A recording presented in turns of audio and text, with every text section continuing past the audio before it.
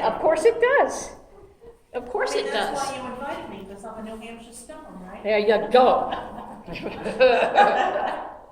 Okay, another Rockingham carver, and this is the Lucinda Day stone from Chester, Vermont, 1771.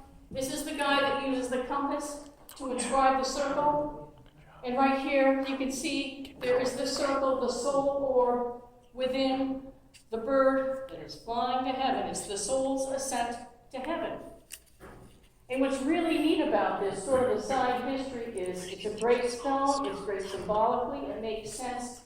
Rumor has it, I believe it was, I read it in a place that it was actually the truth, that at that time, in the same period, they had a very similar type of bird in the,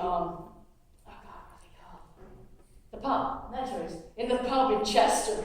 So they had this beautiful sign, and so we sort of put a nice little bird there, but put a soul orb in the center of it. But another detail, a lovely detailed stone, obviously slate, very fine incisions.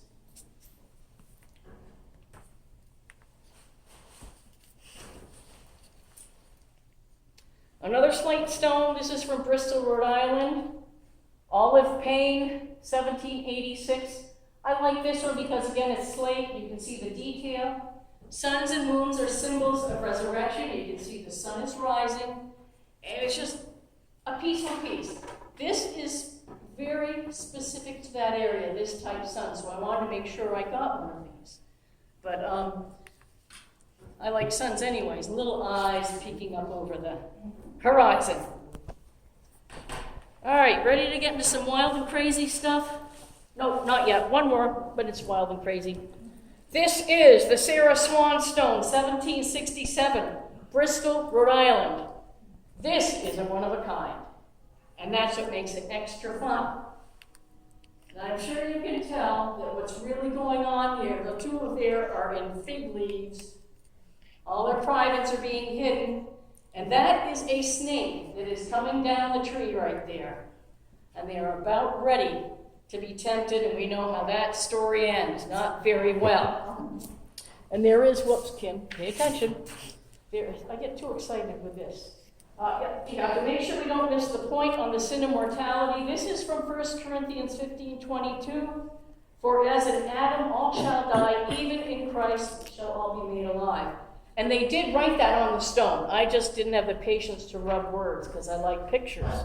So I did just the stone itself. But yeah, they wanted to make sure you got the biblical text down below, and then you have the visual up top, so you really don't miss this message. I love the way they think. It's great. It's very direct. They don't mince words. There's an epitaph on a stone. I didn't pull any of my epitaph books out. But it's at the bottom, it talks about someone who died using R.W. Danforth's non-explosive lantern fluid. I mean, I love it. I love it. It's perfect. Okay, now we get to fun. These are two of my favorites. Oh, they're all favorites. Come on. Be quiet, Kim. We said this already. All right, I'm going to put that one there first. This here is Jonathan Wyatt, 1775, Newport, Rhode Island. This is from the John Stevens Workshop. Newport has a wonderful old burying ground, a lot of great stuff. Another seaport town, I think by comparison, this is a very open-minded seaport town compared to Barblehead, which is very conservative. And I'll show this in rubbings. But this is from the Stevens Workshop. Rumor has it the Stevens Workshop is still active. But what wonderful detail. Clearly it's a slate. We're getting into portraiture. And you've got the buttons and buttonholes and the collar. His hair is tied back in a wig. If this gentleman had his wig on this evening, you would see that too. And you've got the flowers of the afterlife. Here you've got a thistle, which denotes Scottish ancestry. He was a Scot. And I believe that's also remembrance, if I remember correctly.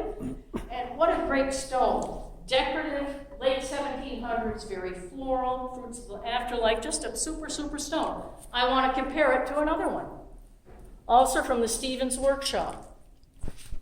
Let me grab, here we go. This one here is Pompey Breton, 1772. So it's contemporary. You're going to see a lot of the same details as far as clothing is concerned. Nice slate stone. Let me take a look over and make sure I don't, yep, the details. With this one, they put angel's wings on him. That's different. And can you tell what else is different offhand between the two of these gentlemen?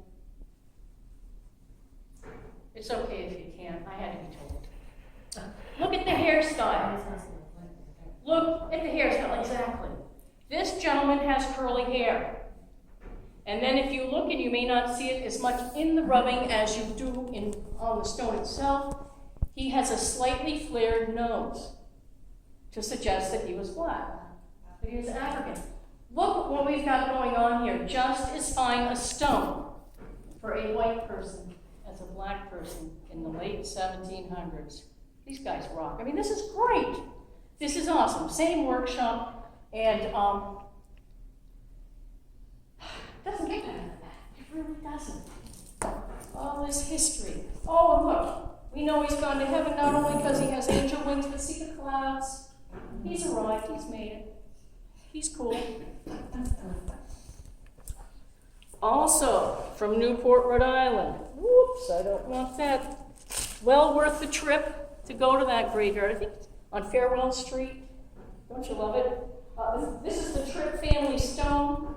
A lot of times, it's all the bonuses that make this extra fun. In Boston, they have, for example, when you put a gravestone in the ground, it has a part that goes underground that acts as ballast to keep it upright because it's so darn heavy. Try lifting one sometime. Oh, nuts. What the grave carvers would do is they would practice on that lower part before they did the stone. And you can see practice of the pictures sometimes and letters and certain things. This one is awesome because I didn't do the actual practice stone, but you can see the practice for what's going on in this stone. Check this out. Newport, Rhode Island, 1786. Any guesses as what's going on in this stone? Pat, yes! I don't, it's an amputated arm. Yes, you got it. Have you seen this stone before? I have. I thought you had the practice stone. Rub it. But think about it for a minute. What a great idea. And I have to believe, I'd be upset today if I had an arm amputated. Imagine what it would be like back then. They didn't have the same doctors and hospitals and anesthesia. I couldn't drink enough vodka to have them do that. But it also makes sense because what happened back then to body parts? Today I believe they incinerate, right, Mr. Sexton? If you were to have an amputation, do you know, would they incinerate an amputated body part? Yeah, I haven't seen yeses. Okay, that's my guess. That's what I'm thinking would happen. Back then you didn't have that. So of course, this all happened in a similar time period. They lost their children. She had an arm amputated. It's all buried in the same spot, and it made sense. It's again just going back to, oh, this is what it used to be like. But this is a bonus. You don't get an arm on a gravestone every day of the week, let alone this has two arms, because there's one in the practice stone. They found it in 1976, our bicentennial. They were resetting stones, and that's when they found that. And they've left it up so you can see the practice stone as well. Isn't this more fun than going to the dentist? I hope so. Absolutely. All right. How do I want to do this? Let me think for 2 seconds. Pat, should I do the comparison or should I start with Susanna Jane and do the other one? Should I compare? Okay. The jury's in. Jane, she was going to go. Sure. Come on up. And you get your choice. Which one would you like to hold? Susanna Jane. I knew she went for the good one, folks. All right, this is Susanna Jane, Marblehead, Massachusetts. There, she knew. She did know. It's right around 1776, give or take. Give or take. If you shivered, you got the message. That's why I brought this guy up here. It took me years to look at this and not be creeped out. Let me explain it to you. Right here you've got Susanna Jane and you've got the skeleton, which reminds us of our mortal parts, because that was the whole idea.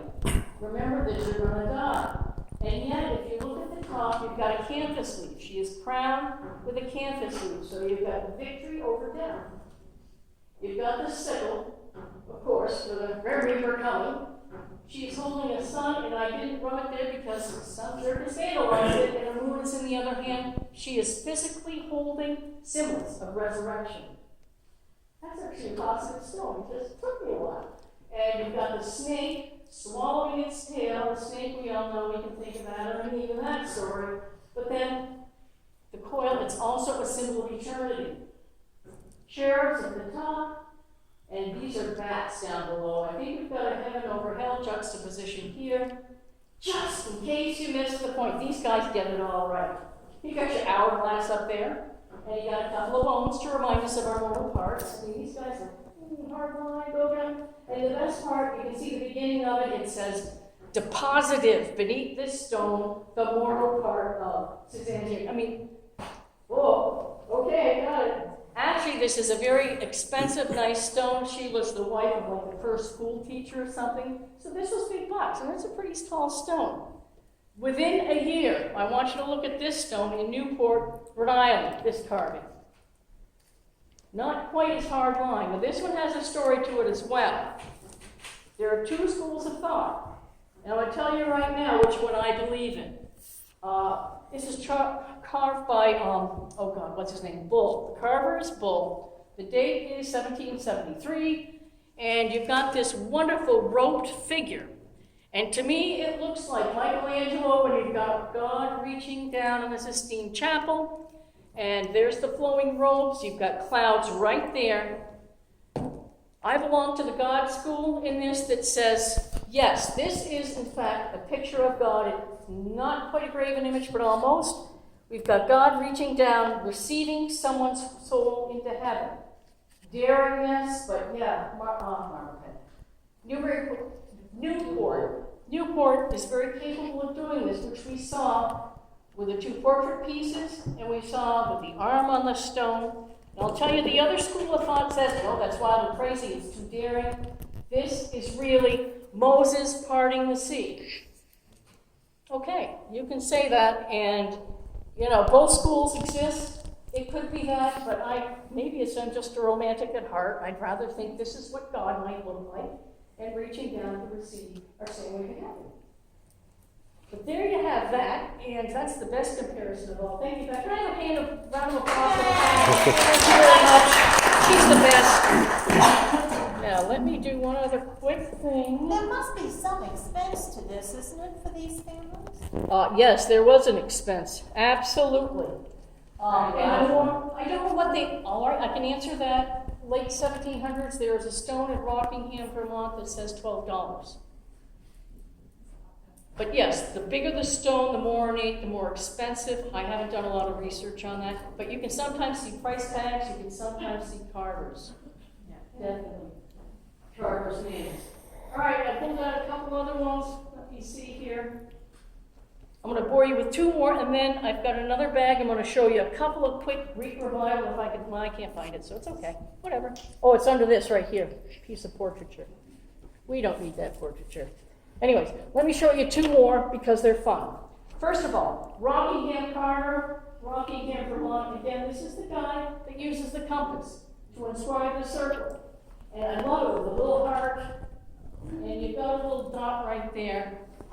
So it's just another fun example and very simple, stylized sort of willowy things, vegetation.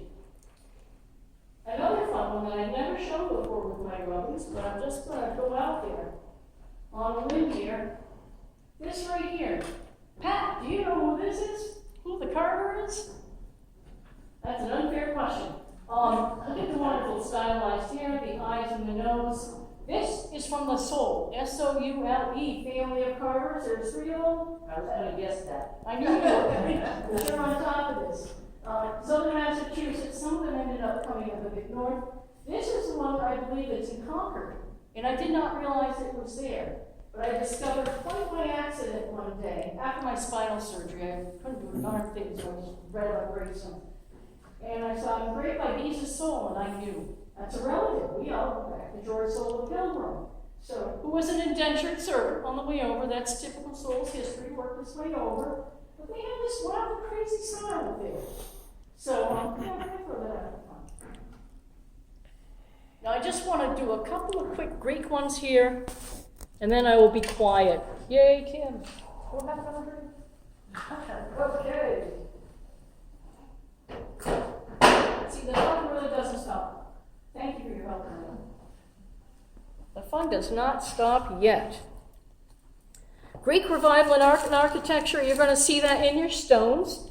And so I don't know how well you can see this. You can look at it afterwards.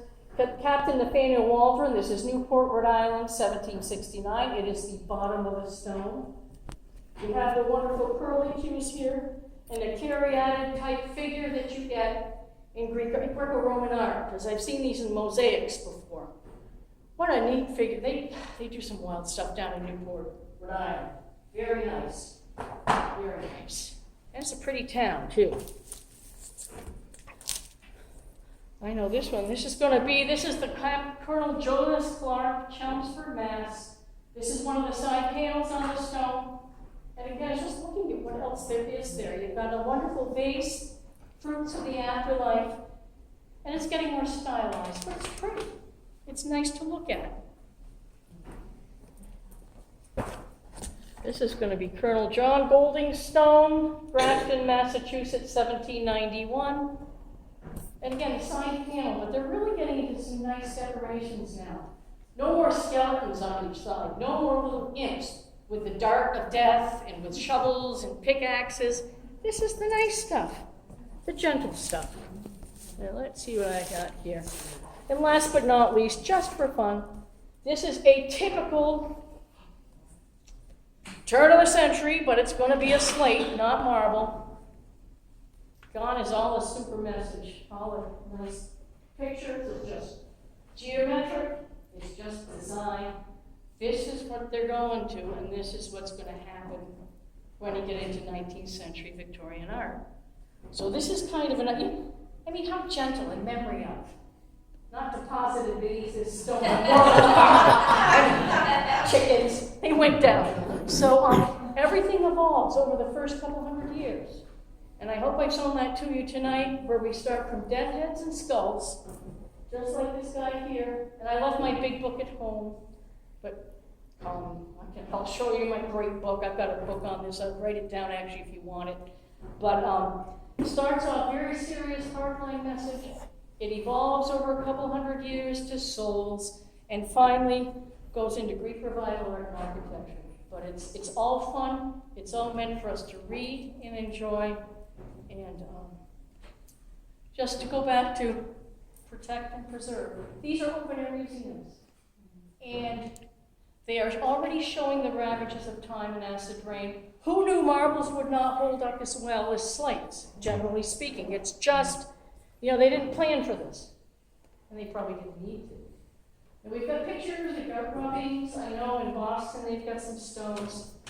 And how much do we protect? How much do we just let return back to the soil, as we will? I don't know. It's a mystery. But I think we ought to enjoy it and preserve it as much as we can while we can. We're talking tonight about the library, the same thing. It needs work to be done to renovate. How much can we preserve and protect? I don't know. Hopefully we can just continue to make an effort, because I think we're all here because we do care about those things.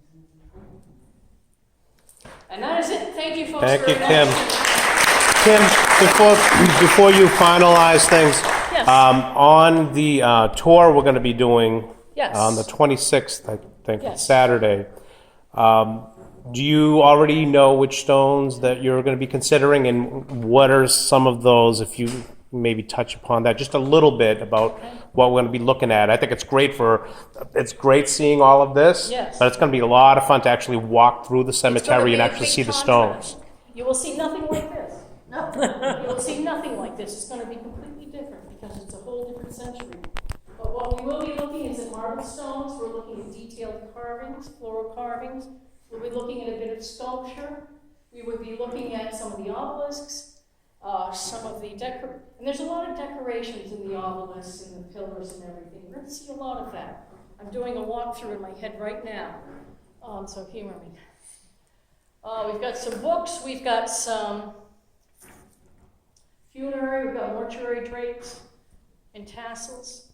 There's some interesting things written on the stones as well, because I always like to, when I see it, the written word, and I know I've been talking with John about this a little bit, and with John, but, Catherine, actually. What's the date range at Park It's Cemetery? going to be starting at about 1830 to 40, maybe in that range.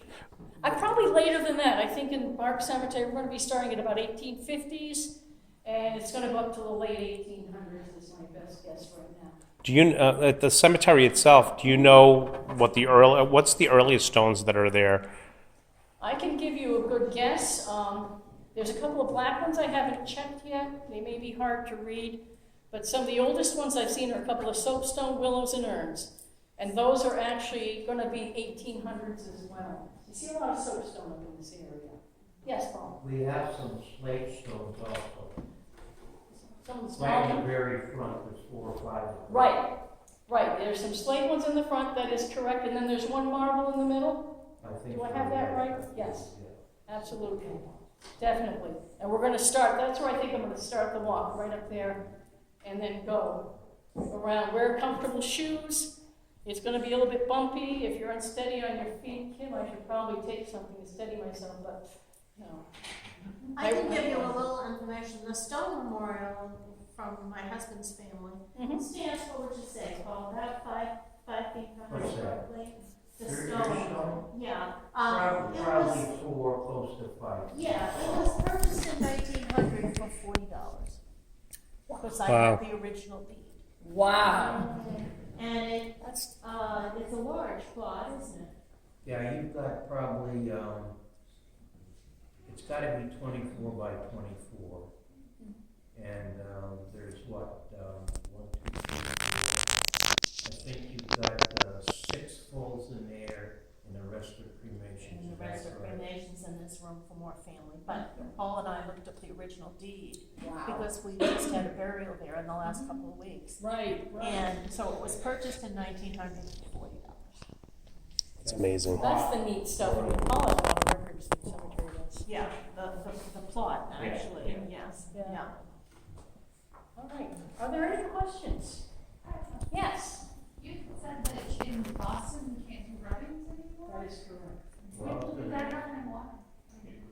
They're concerned about damage to the stones, and people aren't careful because a lot of people don't get it. And so, you know, it's such a popular place, there's so many people every day, I can see where they might actually also wear and tear on the stones. But it's been for decades. It's been for decades, yeah. You know, one of the things, I went to the Cemetery Association meeting this morning, and as far as that protect and preserve you're talking about, a lot of the cemeteries now, and a lot of it has to do with the genealogy part of it, is, they're taking actual pictures, digital pictures of every stone there, because as you suggested, the older stones, the soapstones and those, they don't retain the fineness, and eventually you can't even read them. So they're going that way with genealogy and things like that. There was quite a talk today on what a lot of cemeteries are doing as far as helping with the genealogy, like all the death certificates that you get. They are being digitized and being brought back to the cemetery so that when someone comes in, they'll have all that information available to them right at the cemetery. And that's going in a good direction, that makes all sorts of sense, it really does. And I've been out of the Graveyard Association group for probably, 20, 30 years now. And I sent some information, he said, oh, we keep all of the archives now in the state. I sent it to the president, so we did. But yeah, that's great, that's what should happen. I went around a million years ago just marking out the different Tilton graveyards, and I never went in and did the stones. That's part of the project that they want to do, yeah. So they know what's in each graveyard. You know, and with those pictures you've got, a lot of people would find out exactly what their great-great-grandparents did for work, as you suggested, on the stones, actual different things for Bibles and those kind of things, saying they were minister type things like that. And so that would add into the genealogy part of it also. Absolutely. Yeah. I got this picture of my 8th great grandmother's tombstone, and I got it on the internet. Nice. Okay, yeah, that's, Now, so is that a death head at the top? I would call that a death head, that's gonna be down towards Lawrence, Mass. It's actually a grotto. Right, okay, that works. And those many-sided star figures, those are asphodels, which are symbols of death. And yeah, I would consider that, could be becoming more like a soul orb though, because it is more geometric. It's an older stone, it's got, you can see the sides go in still a little bit, which is an older style, the way it's carved. Wow, great stone. Yeah. How cool is that? I don't have those.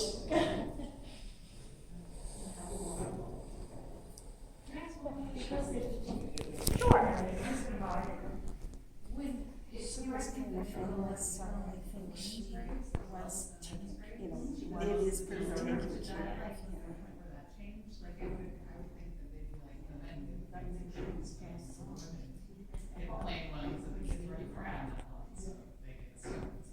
Generally speaking, Western stones are larger, taller from the line. You see that start to even out in the 1800s. You see that change then, but yeah, you still see that hierarchy. The kids' stones don't have as much on them, and they have smaller. So there is that variation. That's why it's fun to see with Tom K. Brent and the black person, and his stones and chucks right up there, and stuff like that. You know, over by, in West Franklin, what's it called, the monastery? Remember what used to be the trees there?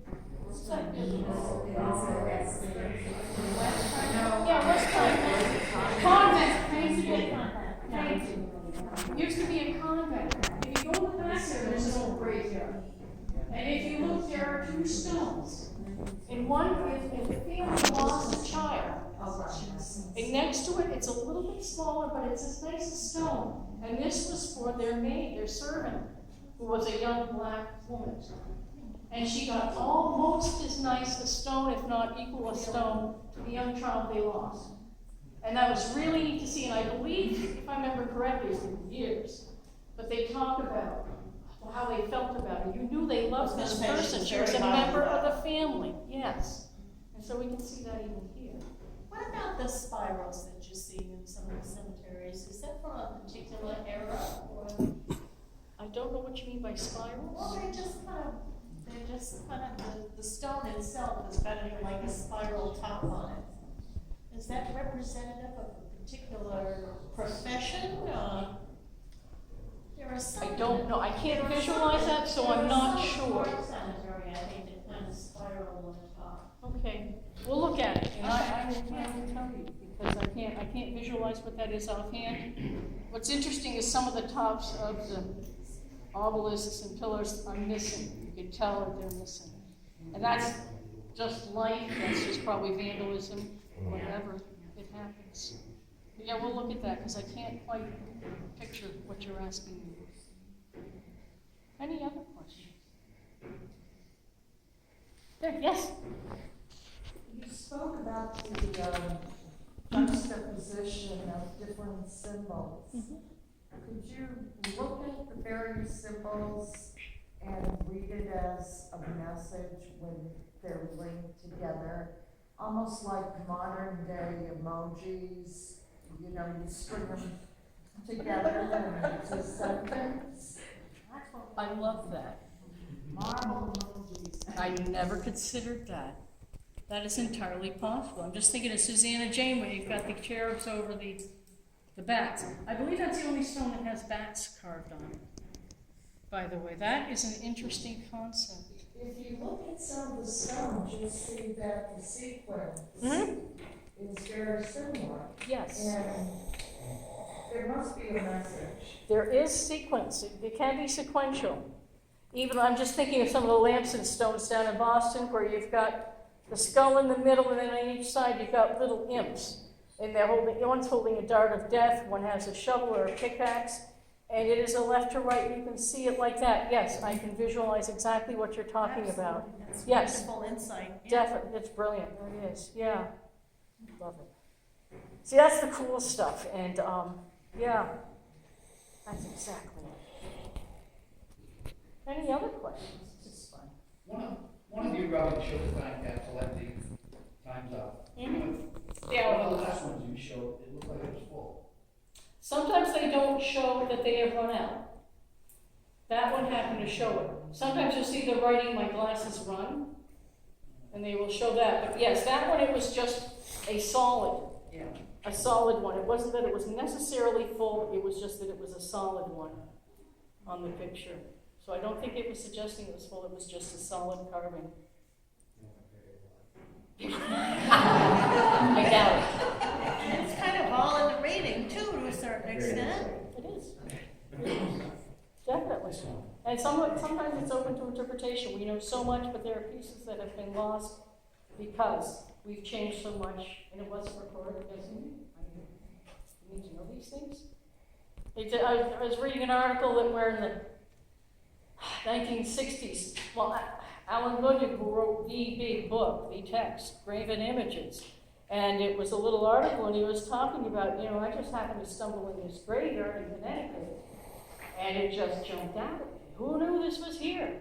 And I think that's where things came back to light. He said, this is an open museum, and people started rubbing and started researching. In that book, he just researches from Europe to here and back again, and then he starts going by region. Once we start talking about the different pictures, the iconography, he starts going by region. What affects where, which carvers are where, the stones that he uses, just an amazing, amazing work. I've got a question. Does it seem that a lot of the rubbings are centralized to one particular area? That like in one cemetery, like the Jones want to outdo the next door neighbors? Did it seem like they were trying to outdo? I mean, did you find a lot like in one centralized area when you went to the cemetery in Massachusetts? I don't think I saw one trying to outdo the other. I don't think that concept was there. That would have been pushing it. However, I do see bigger stones and smaller stones. You can tell which families were more affluent. Yeah. You can tell So who were again, it lower was on the these totem nets. pole. Susanna Jane with that grinning skull. Yeah, that's a big stone. That was a lot of money. Her husband was the first school teacher in town. So that was a serious, expensive stone. That was just what I wanted. And the kids, you're going to talk to fourth grade because they talk about this stuff in history classes. That's the best one. Save it for last because they just eat that right up. It's the best. But it creeps my nieces and nephews out because they don't know the story. So we had to hide the rubbing for a bit until they got a bit older. The one up in Vermont. Because it's creepy. It took me years to be able to look at that as actually a positive stone and not something that, I got the message. Gave me the shivers for years. I just didn't get it. Any other questions? It was a message. Hmm? It was a message. It was a message. Yep. They didn't mince any words or any pictures. Yes, we can lay them out. Yeah. The What? rules of the restrictions on doing the rubbings, is that different state by state, or